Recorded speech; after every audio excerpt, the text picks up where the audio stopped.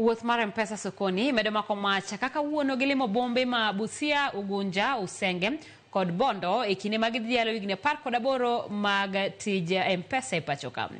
Wuodhni notelie kod jolendo mag Ramogi FM kod Radio Citizen kama johera jolendo mag Nyakalondo go noyudo mich modhuro. Steve Biko nigi mathoth. Safar mar dialo higni 18 mar M-Pesa motis ni M-Pesa sokoni odiochieng' ma kawuono nochopo boma ma Busia kod Ugunja kama johera mag M-Pesa noyuoro kar romgi mar rado gi jolendo mag kambi keyo weche mar Royal Media Services jongolo e kind jolony mamoko manomiyogi ote e wi M-Pesa. Mimi niko na line mbili ya biashara na ya kukol. Mimi niko na line mbili anyway ya kukol na ya biashara. We also have a program called Wezesha Mama. Again, even Wezesha Mama, we've been able to train mothers on digital, how they can enhance their businesses from a digital perspective.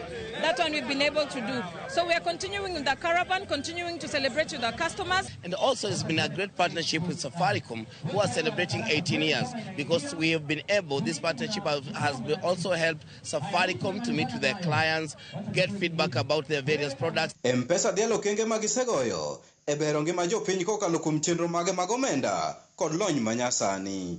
E kindeno, apisas mag Safaricom notiego johala yore mag tiyo gi omenda kod lony manyasani kaachiel kod yore mag bero ohandgi. Inside there I have found there is something called Zidi where I can save my money without touching it, and I have Pochi la Biashara which we have been having in the market. Chiengesoni kambi mar Safaricom M-Pesa biro bago nyasi maduong' e alap ma Jomo Kenyatta e boma ma Kisumu mamako giko mar wuoth gi alwora ma Nyanza kod imbo mar piny Kenya. Steve Biko, Ramogi TV, Siaya.